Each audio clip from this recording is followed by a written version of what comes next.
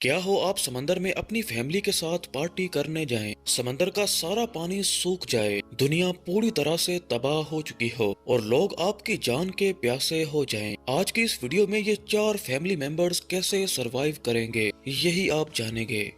कहानी की शुरुआत में कैरेबियन सागर के बीच एक फैमिली अपनी याट पर छुट्टियां मनाने आई थी। माँ जूलिया तैरने के लिए पानी में कूद जाती है। तभी पानी में उसे कुछ अजीब सा महसूस होता है, लेकिन आसपास देखने के बाद उसे कुछ भी नहीं मिलता। इसीलिए वो सोचती है कि शायद उसका वहम होगा। थोड़ी ही देर बाद वही अजीब एहसास फिर से होता है। इस बार भी कुछ नजर नहीं आता, लेकिन वो घबरा जाती है और अपनी याट की तरफ जाने लगती है। तभी अचानक उसकी टांग को कोई खींचने लगता है और वो जोर जोर से अपनी मदद के लिए चिल्लाती है। वहीं यार्ड में बैठी कैसी उसकी बेटी हेडफोन लगाकर म्यूजिक सुन रही थी, इसलिए उसे कुछ सुनाई नहीं देता। उसका पति टॉम और बेटा बेन फिशिंग करने में बिजी होते हैं। जूलिया पानी के ऊपर आने की कोशिश करती है, लेकिन मुंह में पानी जाने की वजह से उसकी हालत अब बहुत खराब हो चुकी थी। थोड़ी देर बाद उसके पति को एहसास होता है कि उसने अपनी वाइफ को काफी टाइम से नहीं देखा। वो यार्ड पर उसको ढूंढता है और तभी उसकी नजर बाहर अपनी पत्नी पर पड़ती है। वो यार्ड को उस तरफ ले जाता है और पानी में कूद जाता है। जल्दी से जूलिया तक जाकर उसको यार्ड में ले आता है। अब यहाँ पर ये पूरी फैमिली बहुत ही ज्यादा सैड होती है। वो जूलिया से बार बार पूछते हैं कि आखिर हुआ क्या था, लेकिन जूलिया को तो कुछ समझ ही नहीं आ रहा था कि आखिर उसके साथ हुआ क्या। रात को सभी मिलकर बेन की बर्थडे मनाते हैं। कैसी को उसके फ्रेंड की कॉल आती है, इसीलिए वो लैपटॉप लेकर बाहर आ जाती है। वीडियो कॉल में उसका फ्रेंड दिखाता है कि शहर में बड़े बड़े बादल आ गए हैं। कॉल ग्लिच होकर फ्रीज हो जाती है और कैसी ये बात अपनी फैमिली को बताती है, लेकिन टॉम कहता है कि शायद जमीन से दूर होने की वजह से सिग्नल कट गए हैं। तभी सभी को बाहर से एक अजीब सी आवाज सुनाई देती है। वो सभी बाहर जाते हैं तो बाहर व्हील मछलियों का एक झुंड जा रहा था। यहाँ पर टॉम कहता है कि जब भी समंदर में तूफान आने वाला होता है तो ये मछलियाँ कंफ्यूज्ड हो जाती हैं और तभी अचानक से उनकी याट जोर जोर से हिलने लगती है। टॉम को चिंता होती है कि कहीं मेरी याट को कोई नुकसान ना पहुंचा हो, इसीलिए वो डाइव करके नीचे समंदर में चेक करने चला जाता है। कुछ देर बाद वो वापस याट में आता है, लेकिन उसके कंधे पर एक बहुत ही बड़ा जख्म होता है। टॉम कहता है कि मुझे ऐसा लगा कि पानी के अंदर कुछ तो अजीब था, लेकिन जब उसने मुड़कर देखा तो याट से टकराने की वजह से उसको ये कट लग गया। वो कहता है कि समंदर में कुछ तो चीज थी जो बहुत बड़ी थी। टॉम कहता है कि हमारी याट नीचे से टूट चुकी है, इसीलिए वो मदद के लिए बुलाता है। जूलिया बार बार रेडियो से कनेक्शन ढूंढने की कोशिश करती है। उधर कैसे भी अपने फ्रेंड से बात करने की कोशिश करती है, लेकिन कुछ भी काम नहीं कर रहा था। तभी कैसी को एक अजीब सा क्रिएचर दिखाई देता है और वो जोर जोर से चिल्लाने लगती है, पर वो कोई और नहीं बल्कि उसका भाई बेन होता है, जो बस उससे प्रैंक कर रहा था। कुछ देर बाद इनकी याट पूरी तरह से बंद हो जाती है और अब ये फैमिली समंदर के बीच में फंस गई है। अब जूलिया को रेडियो में एक आवाज सुनाई देती है, लेकिन वो आवाज इतनी खराब होती है कि इनको कुछ समझ ही नहीं आती। टॉम अपनी फैमिली को कहता है कि हमारे पास अब सिर्फ 4 दिन का खाना है, इसीलिए हमें किसी फिशिंग बोट को पकड़ना होगा। अचानक रडार पर कुछ डिटेक्ट होता है और इस फैमिली को कुछ अजीब सी आवाज सुनाई देती है। सब दौड़कर बाहर आते हैं और देखते हैं कि जमीन पर कुछ तो अजीब सा गिर रहा है। जहाँ भी ये लाइटें गिर रही थी वहाँ पर बड़े बड़े धमाके हो रहे थे। तभी एक टूटा हुआ तारा पानी में उनके पास आकर गिरता है तो टॉम फौरन यार्ड को चलाने की कोशिश करता है, लेकिन उनकी यार्ड का इंजन तो बिल्कुल डेड हो चुका था। तभी एक आग का गोला फिर से उनके पास आकर गिरता है और टॉम को समझ आता है कि ये जो आग के गोले हैं ये सैटेलाइट्स हैं। उसी वक्त उसका बेटा बेन देखता है कि यार्ड से धुआं निकलना शुरू हो गया है। टॉम चेक करता है और पता चलता है कि इंजन बिल्कुल खराब हो चुका है। हवा तेज हो जाती है और ये फैमिली यार्ड के अंदर छुप जाती है। यार्ड जोर जोर से हिलने लगती है, जिसकी वजह से बेन को चोट भी लग जाती है। तभी टॉम बाहर जाकर बोट में रखी लाइफ जैकेट्स लेकर आता है और तभी एकदम से यार्ड की लाइटिंग भी बंद हो जाती है। टॉम फिर से पावर ऑन का बटन दबाता है और लाइट फिर से आ जाती है। बेन देखता है कि जूलिया की नाक से खून आ रहा है। अब यहाँ पर ये पूरी फैमिली दर्द से चिल्ला रही थी। टॉम रेडियो ट्राई करता रहता है मगर सिग्नल नहीं मिलता। तभी हमें पता चलता है कि हवा और भी ज्यादा तेज हो चुकी है। जूलिया दरवाजे बंद करने की कोशिश करती है, मगर हवा इतनी ज्यादा तेज थी कि खिड़कियां टूट जाती हैं। टॉम एक फ्लेयर जलाता है और थोड़ी देर बाद फिर से अंधेरा हो जाता है। अगली सुबह जब इस फैमिली को होश आती है तो वो खुश होते हैं। उनको लगता है कि शायद हम उस तूफान से बच गए हैं। जब वो बाहर आते हैं तो देखते हैं कि उनकी बोट पूरी तरह से तबाह हो चुकी है। समंदर का पानी सारा का सारा सूख गया है और उनकी याट अब जमीन पर है। सब ये देखकर शॉक में आ जाते हैं। कैसी फिर से अपने फ्रेंड से बात करने की कोशिश करती है, मगर अब भी कोई सिग्नल नहीं था। टॉम कहता है है कि इससे पहले दुनिया में ऐसी तबाही 7 लाख साल पहले हुई थी। कैसी रोने लगती है, उसको लगता है कि उसका फ्रेंड अब मर गया होगा। इसके बाद ये बैन की बर्थडे वाले बलून्स को हवा में उड़ा देते हैं ताकि अगर कोई इंसान इनको देख रहा है तो इनकी हेल्प कर पाए। टॉम अभी भी रेडियो के साथ ही लगा हुआ था और इस बार उसकी एक आदमी से बात होती है। उसका नाम नाउ था और वो एक सबमरीन का कैप्टन था। उसकी सबमरीन भी लैंड पर अटक गई है। वो कहता है कि मैंने तुम्हारी फैमिली के अलावा और कोई भी सर्वाइवल नहीं देखा और कम्युनिकेशन सिस्टम बिल्कुल डाउन हो चुके हैं। वो कहता है कि शायद एक हफ्ते में समंदर का पानी फिर से नॉर्मल हो जाए। वो फैमिली को वार्न करता है कि जितनी ऊंची जगह हो सके वहाँ पर चले जाओ, क्योंकि अब जब पानी वापस आएगा तो वो बहुत ही ज्यादा डेंजरस होगा। वो कहता है कि मेरा पार्टनर मारा गया और सबमरीन में बस 3 लोगों की जगह है। यहाँ पर जूलिया और टॉम कहते हैं कि प्लीज हमारे बच्चों को बचा लो। तभी टॉम कैलकुलेट करता है कि सबमरीन तक जाने के लिए हमें 3 दिन लग जाएंगे। वो अपनी फैमिली को कहता है कि आज रात अच्छे से आराम कर लो, हम कल सुबह निकलेंगे। अगली सुबह फैमिली अपना सामान पैक कर रही थी और तभी टॉम को थोड़ी ही दूर कुछ हिलता हुआ दिखाई देता है। वो एक लंगड़ा आदमी था और उसके साथ एक कुत्ता था। टॉम उसके पास जाता है और उसको पानी की बोतल देता है, लेकिन वो आदमी कुछ ऐसी भाषा बोलता है जो टॉम को समझ ही नहीं आती।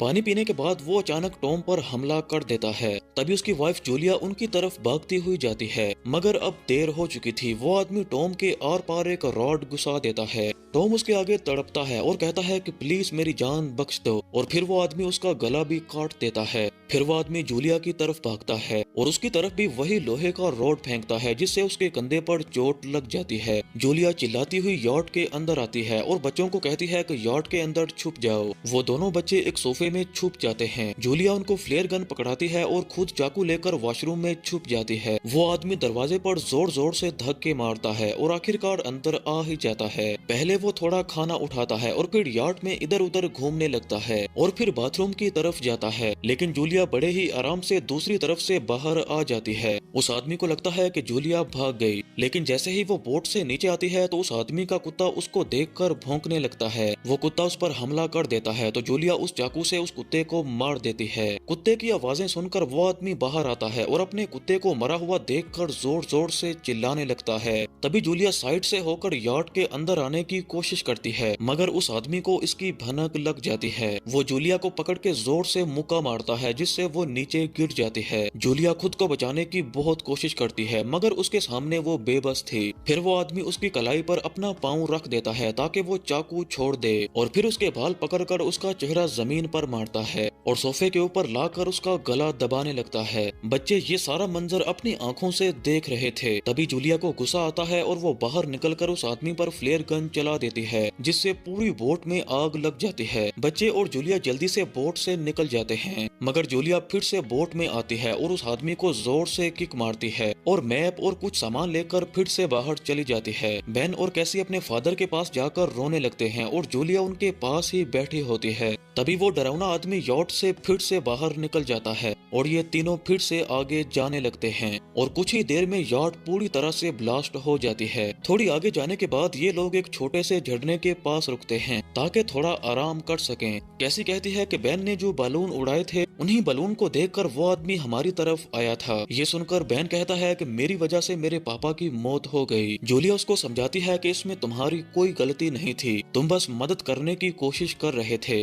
फिर वो कहती है कि हमें आगे जाना होगा क्योंकि वो आदमी अभी भी हमारे पीछे है। रास्ते में बेन देखता है कि एक शार्क मरी पड़ी है। तभी जूलिया नोटिस करती है कि वो आदमी उनके करीब आने ही वाला है। ये तीनों आगे भागने लगते हैं और एक रेत के टीले से नीचे जाने लगते हैं, जहाँ इन तीनों को जहरीला कचरा दिखाई देता है। बड़े ही ध्यान से उसको पार करते हैं और पीछे मुड़कर देखते हैं तो वो आदमी इनको नजर ही नहीं आ रहा था। चलते चलते इन्हें समंदर के बहुत से सी एनिमल्स मरे हुए दिखाई देते हैं। तभी जूलिया नोटिस करती है कि बेन की हालत अब बहुत ही ज्यादा खराब हो चुकी है, इसीलिए वो अपने दोनों बच्चों को कहती है कि थोड़ी देर के लिए रुक जाओ, यहाँ पर बैठकर ये पानी की बोतल निकालते हैं। और बोतल में अब सिर्फ थोड़ा सा पानी बचा था। कैसी कहती है कि शायद मैंने बोतल ठीक से बंद ही नहीं की थी। जूलिया उस पर गुस्सा होती है और कहती है कि तुम्हारी लापरवाही की वजह से अब हमारे पास पानी नहीं है।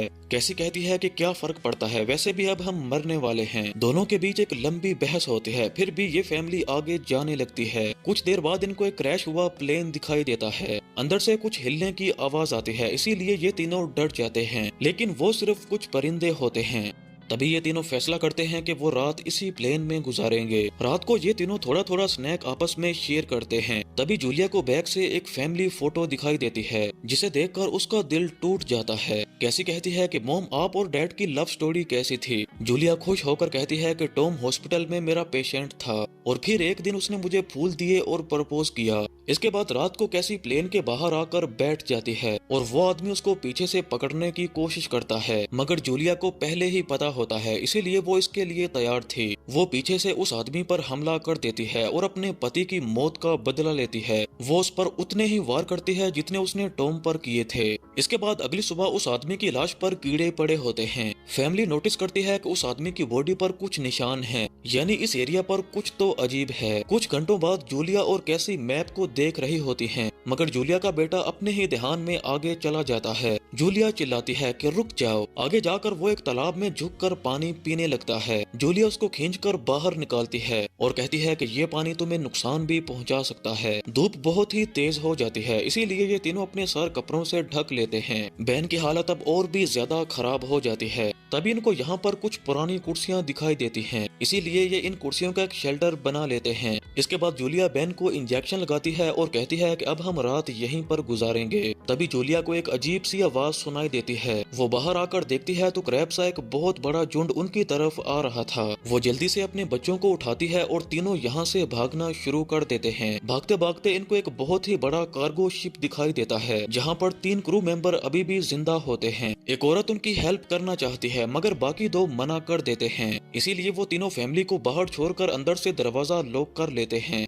क्रैब्स पास आ जाते हैं तो जूलिया बच्चों को कंटेनर पर चढ़ाती है और खुद जब ऊपर जाने ही वाली होती है तो क्रैब्स उसके पैर को जोर से काट लेते हैं। वो दोनों बच्चे बहुत ही मुश्किल से उसको ऊपर ले आते हैं। कंटेनर में एक छोटा सा छेद होता है, इसीलिए वो क्रैब्स कंटेनर में चले जाते हैं और इन तीनों क्रू मेंबर्स पर हमला कर देते हैं। हालांकि वो खुद को बचाने के लिए फायरिंग करते हैं, लेकिन क्रैब्स की तादाद बहुत ही ज्यादा होती है, इसीलिए वो इन तीनों को मार देते हैं। जूलिया अपने जख्म पर पट्टी बांधती है और बेहोश हो जाती है। कुछ देर बाद जब वो उठती है तो खुद को रेत के तूफान में अकेली पाती है। वो घबरा कर अपने बच्चों को ढूंढने लगती है। एक मरी हुई औरत का हथियार उठाती है और जोर जोर से अपने बच्चों को चिल्लाने लगती है। तभी कैसी उसके पास आ जाती है और कहती है कि हम मदद ढूंढने गए थे। इसके बाद इन तीनों को एक खुला कंटेनर मिलता है, जहाँ पर ये तीनों तूफान खत्म होने तक रुक सकते हैं। इसके बाद जूलिया अपना लाइटर निकालती है और अपने जख्म को बंद करने की कोशिश करती है, जो कि बहुत ही ज्यादा दर्दनाक होता है। तूफान खत्म होने के बाद इनको एक और कंटेनर मिलता है, जिसमें बहुत सारी पानी की बोतलें होती हैं। इसके बाद ये सभी बॉडीज को चेक करते हैं, जहाँ से इनको एक रेडियो और एक गन मिलती है। इसके बाद जूलिया फिर से नाव को कांटेक्ट करती है। वो कहती है कि हमने मैप को खो दिया। तभी वो कहता है कि तुम लोगों पर आर्थ्रोपोड्स ने हमला किया था, जो ऑक्सीजन न मिलने की वजह से पूरी तरह से पागल हो चुके हैं। अब नाव इन तीनों को कहता है कि तुम लोगों को और भी ज्यादा जल्दी करनी होगी, क्योंकि मेरी रिसर्च के हिसाब से समंदर और भी ज्यादा जल्दी ऊपर आने वाला है। उनके पास अब सिर्फ कुछ ही घंटे बचे हैं। वो एक फ्लेयर शूट करता है और फैमिली को वो दिख जाती है, इसीलिए वो उसकी तरफ भागने लगते हैं। चलते चलते इनको एक टूटा हुआ टॉयलेट मिलता है, जहाँ पर बेन पेशाब करने लगता है और अब फाइनली सबमरीन इनकी आंखों के सामने आ चुकी थी। जैसे ही वो उसकी तरफ जाने लगते हैं तो आसपास की दीवारें हिलने लगती हैं। जूलिया फौरन अपने बच्चों को धक्का देती है। अब एक पत्थर की दीवार उनके बीच आ गई है। जूलिया अपने बच्चों को कहती है कि तुम लोग मेरे बिना ही आगे चले जाओ, मगर कैसी कहती है कि नहीं, हम आपके बगैर यहाँ से एक कदम आगे नहीं जाएंगे। इसके बाद जूलिया कहती है कि मैं बाद में तुम लोगों को ढूंढ लूंगी, तुम लोग प्लीज यहाँ से जाओ। इसीलिए कैसी रोती हुई अपने भाई को खींचकर आगे ले जाती है। ये दोनों बच्चे सबमरीन की तरफ भागते हैं, मगर जब ये लोग सबमरीन के पास जाते हैं तो नाव बाहर खून में लथपथ पड़ा हुआ था।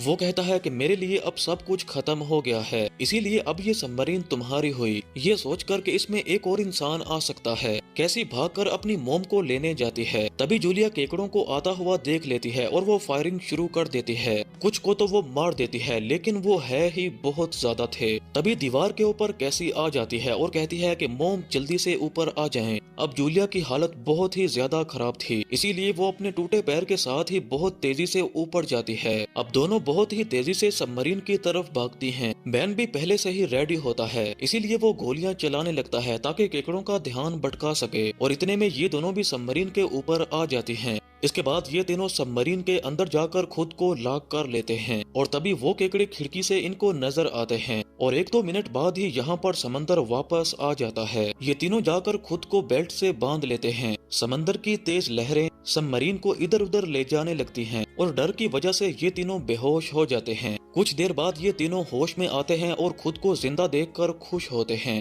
और जैसे ही वो हैच को खोलकर बाहर आते हैं तो देखते हैं कि समंदर ने बाहर एक पूरी सिटी को तबाह कर दिया है और वो तीनों भी जमीन के किनारे पर होते हैं। दुनिया तो तबाह हो चुकी है, लेकिन ये तीनों अभी भी जिंदा हैं। और यहीं पर ये मूवी खत्म होती है।